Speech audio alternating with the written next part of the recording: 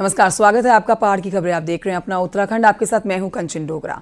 देहरादून की पहली खबर आप जानिए, जहां पर आज दून यूनिवर्सिटी में प्रवासी उत्तराखंडी सम्मेलन का आयोजन किया जा रहा है। देखिए, उद्घाटन सीएम धामी कर रहे हैं। ये तस्वीरें आपको कार्यक्रम की दिखा रहे हैं। सीएम धामी की पहल पर पहली बार ये कार्यक्रम हो रहा है। उत्तराखंड ये कार्यक्रम कर रहा है प्रवासी उत्तराखंडी सम्मेलन का।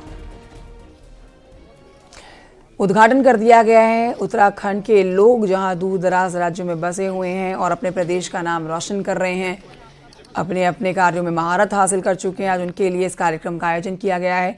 और धामी सरकार में पहली बार देखिए इस तरह का कार्यक्रम आयोजित किया गया है, जिसका उद्घाटन सीएम धामी ने अब से थोड़ी देर पहले किया है।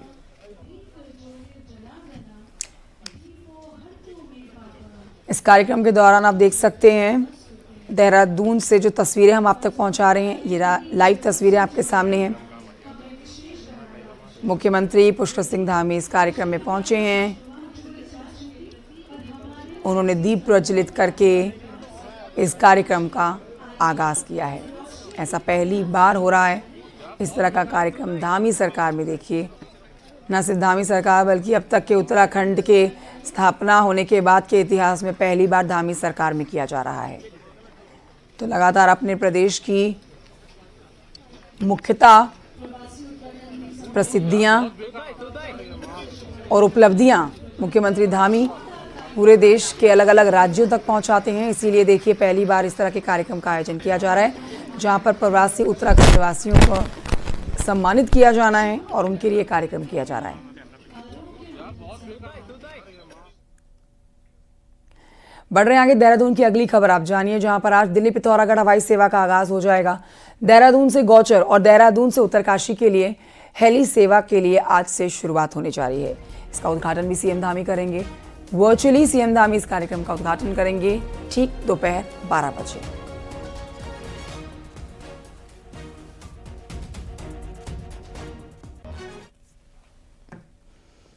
उत्तरकाशी से एक बड़ी खबर आ रही है इस समय, जहां कल सीएम धामी के दौरे के बाद हिंदूवादी संगठनों के प्रदर्शन पर लाठीचार्ज कराने वाले जिम्मेदार अधिकारियों पर कार्रवाई हुई है।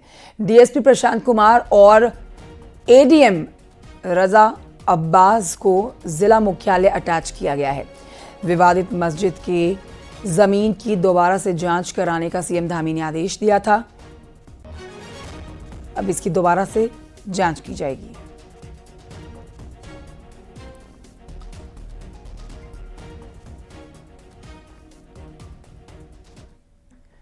आगे बढ़ते आपको बताएं कि बुधवार को उत्तरकाशी दौरे के दौरान सीएम धामी ने 24 अक्टूबर को जनाक्रोश रैली के दौरान लाठीचार्ज और पथराव पर डीएम और एसपी को फिर से जांच करने के आदेश दिए हैं।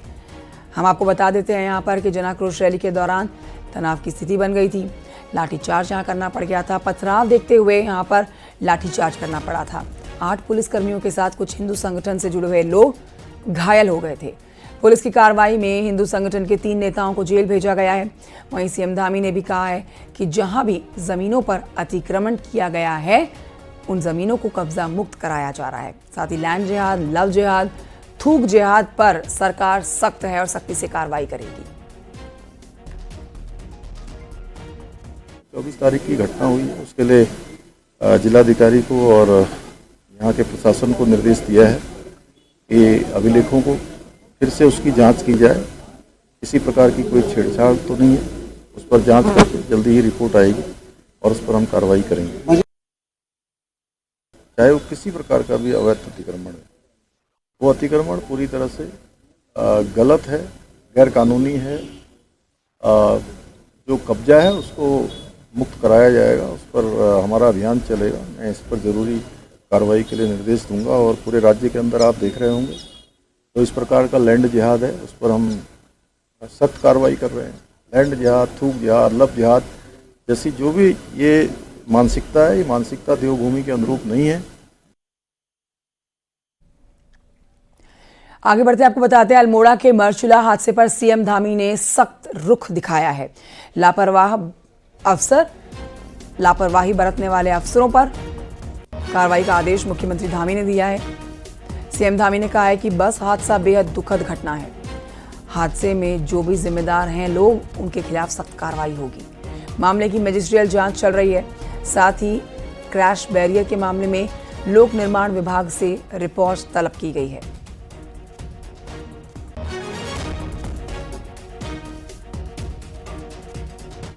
जो भी जिम्मेदार लोग थे, जो हमारे ARTO, उन दोनों को सस्पेंड कर दिया गया है। उसकी मजिस्ट्रियल जांच हो रही है और जो भी घटना में इसके लिए दोषी पाए जाएंगे, जो भी लापरवाही होगी, उस पर हम सख्त कार्रवाई करेंगे। PWD विभाग ने क्रैश बैरियर जहां पर लगाने थे वो लगे हैं नहीं लगे हैं, मजिस्ट्रियल जांच में वो बात भी सामने आएगी। अन्य भी जो तथ्य प्रकाश में आएंगे उन सभी पर हम कार्रवाई करेंगे। अल्मोड़ा सड़क हादसे को लेकर मुख्यमंत्री पुष्कर सिंह धामी ने सख्त रुख दिखाया है, जिसके बाद अब लापरवाही बरतने वाले अफसरों की खैर नहीं है। अब लापरवाहियों की परतें भी खुल रही हैं, पोल भी निकलकर सामने आ रही है। हालात ये है कि मार्च में मंजूर हो चुका क्रैश बैरियर अब तक नहीं लगा है, जो कि हादसे की बड़ी वजह बना है। देखिए इसी पर रिपोर्ट।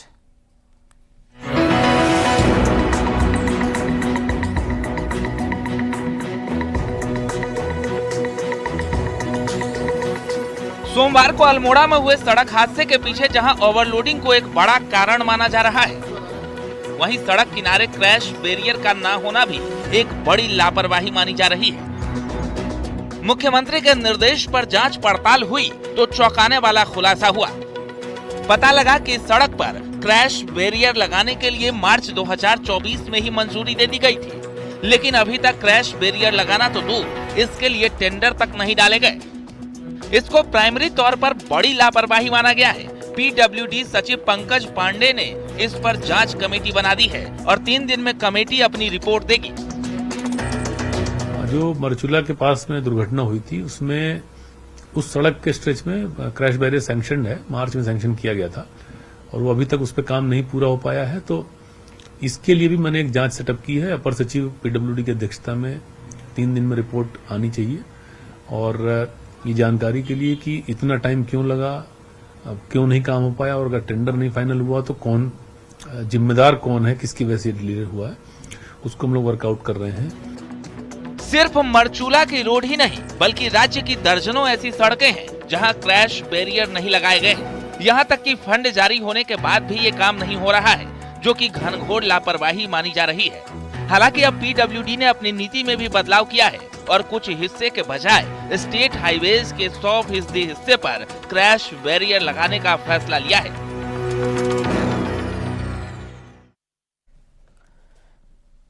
अल्मोड़ा जिले में 2 दर्जन से अधिक बसें ऐसी हैं जो अपनी उम्र को पूरा कर चुकी हैं, लेकिन यात्रियों को लेकर सड़कों पर दौड़ रही हैं। कई बार सड़कों में इसी तरह की बसों की वजह से हादसे हो जाते हैं या इस तरह की बसें हादसों को दावत दे रही हैं। साथ ही सिर्फ कुछ जिलों में देखें तो 2 दर्जन रूटों पर बसों का संचालन परिवहन निगम अपनी सेवाएं दे रहा है, लेकिन दर्जनों रूटों पर यात्री या तो निजी बसों के भरोसे यात्रा कर रहे हैं या फिर टैक्सियों से अपनी आवाजाही कर रहे हैं। अगर सभी रूटों पर पर्याप्त निगम की बसें होंगी तो यात्रियों को ज़्यादा भरना भी नहीं पड़ेगा बस के अंदर और सुचारू रूप से यात्रा भी की जा सकेगी।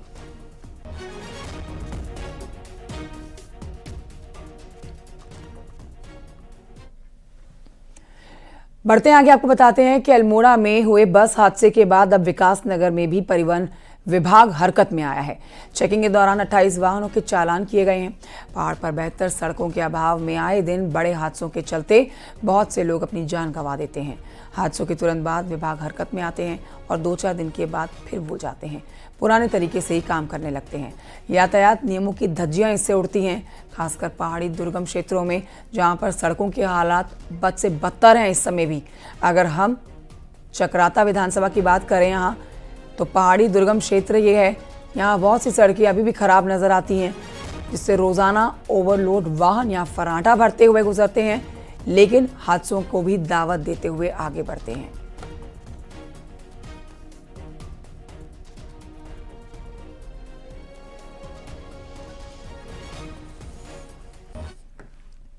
बीते महीने 4 अक्टूबर को लैंसडाउन के जहरिया खाल में हुए मैक्स हादसे की मैजिस्ट्रियल जांच चल रही है। हादसे में 3 यात्रियों की मौत हुई थी, 10 यात्री घायल हुए थे। हादसे के बाद डीएम पौड़ी की ओर से एसडीएम लैंसडाउन को हादसे की मैजिस्ट्रियल जांच सौंपी गई थी। हालांकि जांच की रिपोर्ट 15 दिनों के भीतर जमा करने के निर्देश दिए गए थे, लेकिन डेडलाइन खत्म होने के बाद भी अभी तक हादसे की जांच रिपोर्ट नहीं दी गई है।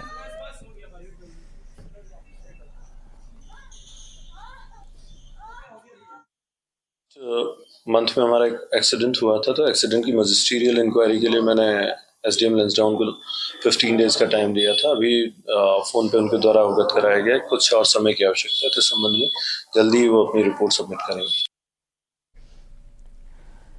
खबर हरिद्वार से अगली, जहां पर हर की पैड़ी के पास में गंगा में बहकर आ रही एक बुजुर्ग महिला जिसकी जान बचा ली गई है।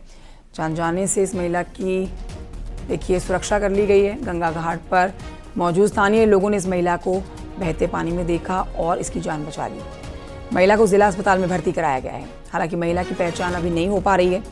बताया जा रहा है कि बुजुर्ग महिला सर्वानंद घाट पर स्नान कर रही थी। इस दौरान पैर फिसल गया और गंगा के तेज बहाव में बहती चली आई। हर की पैड़ी की तरफ जाने वाले गंगा की धारा में टापू पर यह महिला फंस गई, जहां से इस महिला का रेस्क्यू किया गया।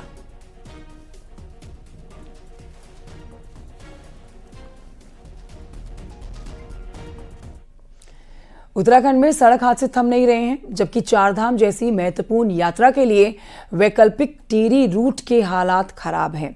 कई जगहों पर गड्ढे हादसों को दावत दे रहे हैं। देखिए इसी पर रिपोर्ट।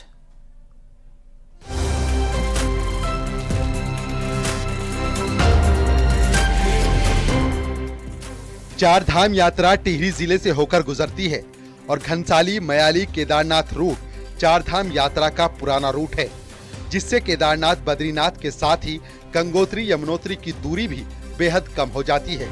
लेकिन रूट की बदहाल हालत का आलम यह है कि ना तो इसका चौड़ीकरण हो पाया और न ही इसे ऑल वेदर परियोजना से जोड़ा गया, और विभागीय अधिकारियों की अनदेखी से रूट पर हादसों का खतरा बना रहता है, जिसका खामियाजा स्थानीय लोगों के साथ साथ दूर दराज से आने वाले यात्रियों को भी भुगतना पड़ता है।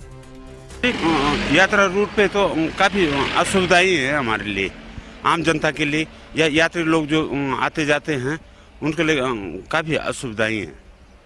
विभाग इस बात को बहुत गंभीरता से नहीं ले रहा है। पैराफिट नहीं है, सड़क कंजेस्टेड है, गड्ढे पड़े हुए हैं। इनको दुरुस्त व्यवस्थाएं यात्रा सीजन शुरू होने से पहले ये व्यवस्थाओं को दुरुस्त कर लें। केदारनाथ यात्रा का पुराना और वैकल्पिक रूट होने की वजह से आपदा के वक्त जब सभी रूट बंद हो गए थे, तो घनसाली, मयाली, केदारनाथ रूट से हजारों तीर्थ यात्रियों को सुरक्षित निकाला गया था।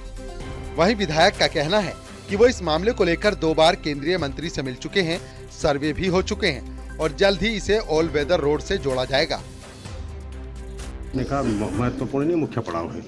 इसके लिए मैं 2 बार भारत सरकार माननीय मंत्री से मिला हूँ। इसके 2 बार सर्वे भी हो चुके हैं और इसमें मुझे उम्मीद है कि हम इससे जो है ऑल वेदर से जोड़ने का काम कर रहे हैं। ऐसे में जहां शासन प्रशासन चारधाम यात्रा को और बेहतर बनाने के दावे करता है, वहीं घनसाली, मयाली, केदारनाथ यात्रा रूट की अनदेखी की वजह से ये दावे हवाई साबित हो रहे हैं। न्यूज़ 18 के लिए टिहरी से सौरभ सिंह की रिपोर्ट।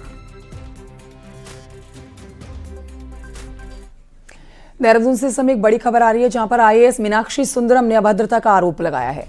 देहरादून पुलिस को शिकायत दी गई है। बेरोजगार संघ के बॉबी पंवार और उनके 2 साथियों पर अभद्रता का आरोप लगा है। सचिवालय स्थित सचिव के ऑफिस में यह अभद्रता करने का आरोप है। सुंदरम के वरिष्ठ निजी सचिव ने देहरादून के एसएसपी को शिकायत दी है। शिकायत में गाली गलौज करने, जान से मारने की धमकी देने और स्टाफ के साथ धक्का मुक्की और मारपीट करने का भी आरोप लगाया गया है। अब पुलिस इस पूरे मामले पर जानकारी जुटाते हुए कार्रवाई कर रही है।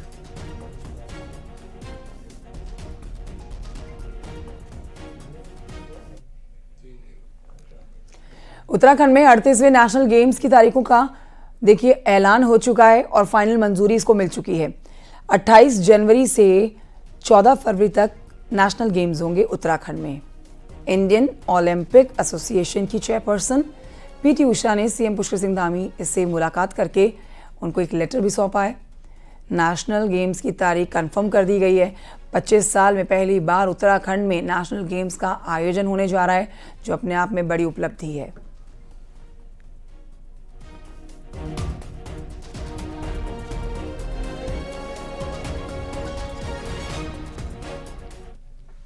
उत्तरकाशी के चिलियानी सौंड में बीते 5 महीने से लापता विवाहिता का कोई सुराग नहीं मिलने से गुस्साए परिजनों ने अनिश्चितकालीन धरना शुरू कर दिया है।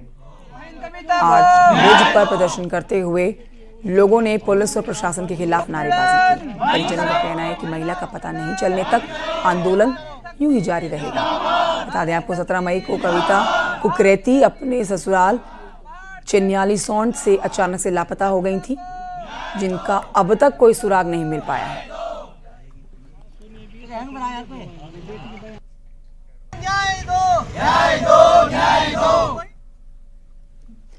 रुड़की से अगली खबर है, जहां से हैरान करने वाला एक मामला सामने आया है। आईआईटी रुड़की की एक महिला कर्मचारी पर अपने परिजनों के खाते में छात्रवृत्ति के 25,60,000 रुपए ट्रांसफर करने का आरोप है।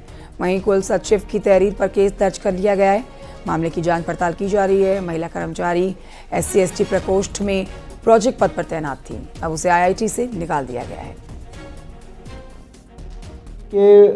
कुल सचिव के द्वारा एक तहरीर कोतवाली रुड़की पर दी गई थी, जिसमें एक महिला के द्वारा छात्रवृत्ति के पैसे गबन कर लिए जाने का आरोप लगाया गया है। इस संबंध में अभियोग पंजीकृत कर विवेचनात्मक और साक्ष्य संकलन की कार्रवाई अमल में लाई जा रही है। लोगों को अच्छा इलाज मिले, इसको लेकर रामनगर का सरकारी अस्पताल PPP मोड में ला दिया गया है। लेकिन मरचुला हादसे में भी यह अस्पताल सिर्फ रेफर सेंटर बनकर रह गया है। हालांकि अब सरकार इसे PPP मोड से बाहर लाने की अब विचार कर रही है। देखिए रिपोर्ट।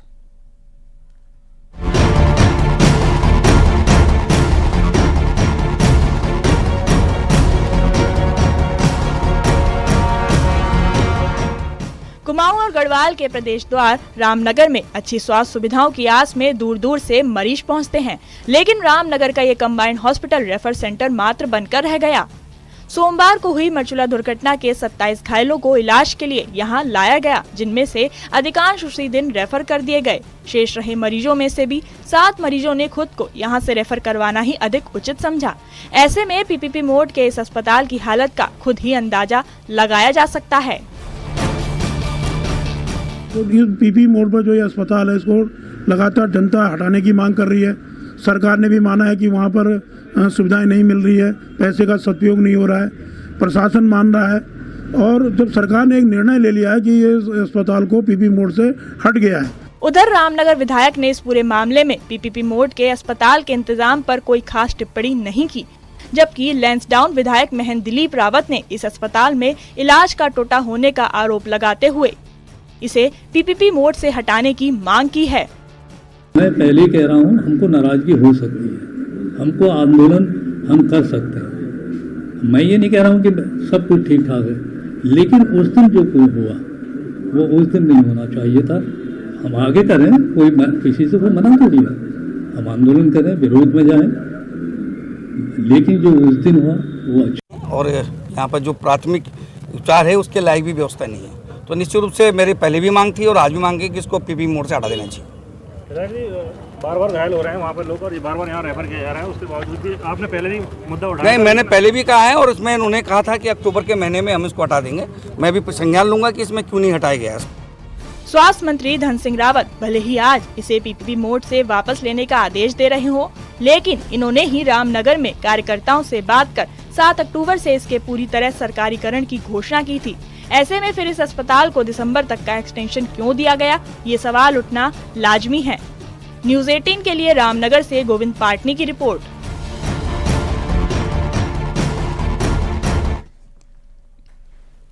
और ये बढ़ रहे हैं आगे, आपको बताते हैं कुमाऊं विश्वविद्यालय के छात्र नेता बिना छात्र संघ चुनाव के मानने को तैयार नहीं है। कुमाऊं विश्वविद्यालय के छात्र अपना आक्रोश व्यक्त कर रहे हैं।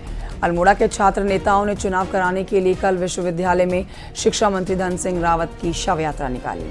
छात्रों ने शिक्षा मंत्री के पुतले का शव बनाकर यात्रा निकालने की कोशिश की, लेकिन इस दौरान वहां पर पुलिस पहुंच गई और पुलिस ने पुतले के शव को छात्रों से छीन लिया। इस दौरान काफी देर तक हंगामा चलता रहा। पुलिस के पुतला छीनने के बाद शव यात्रा रोक दी गई। बाद में छात्रों ने किसी तरह से शिक्षा मंत्री का पुतला फूंककर अपना विरोध दर्ज करा ही दिया।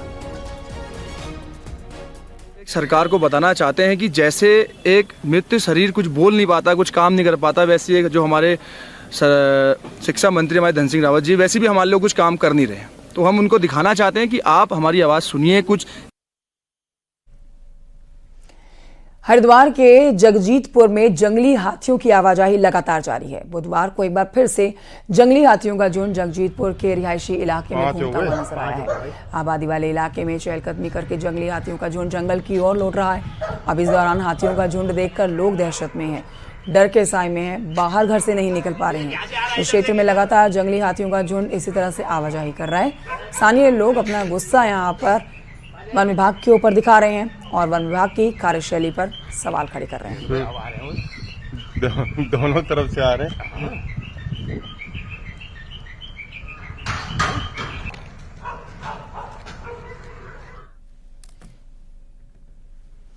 गंगोत्री धाम से 1100 लीटर गंगाजल लेकर चली गंगा कलश यात्रा बुधवार को हरिद्वार पहुंची है। हरिद्वार में मनसा देवी चरण पादुका मंदिर में अखाड़ा परिषद के अध्यक्ष महंत रविंद्रपुरी ने यात्रा का भव्य स्वागत किया। पूजा अर्चना के बाद गंगा कलश यात्रा नेपाल के लिए रवाना हो गई। कई पड़ावों को पार करने के बाद यात्रा 11 नवंबर को नेपाल पहुंची। नेपाल में गंगोत्री धाम के गंगाजल से पशुपति मंदिर में भगवान शिव का जलाभिषेक किया जाएगा। तो देखिए 1100 लीटर गंगाजल लाई गई है कलश यात्रा और किस तरह से भव्य स्वागत इस कलश यात्रा के लाने पर हुआ है। अब ये कलश यात्रा आगे बढ़ते हुए नेपाल जाने को है, जहां पर नेपाल में पशुपति मंदिर में भगवान शिव का जलाभिषेक किया जाएगा। उत्तरकाशी में पर्यटन को बढ़ावा देने तथा स्थानीय युवाओं को स्वरोजगार से जोड़ने के लिए जोशियाड़ा झील में नौकायन, राफ्टिंग और वाटर स्पोर्ट्स का कार्यक्रम किया गया। पर्यटन को बढ़ावा देने और स्थानीय युवाओं को स्वरोजगार से जोड़ने के लिए जोशियाड़ा झील में बड़े स्तर पर वाटर स्पोर्ट्स का जो आयोजन किया गया है, उनकी तस्वीरें आप देख रहे हैं।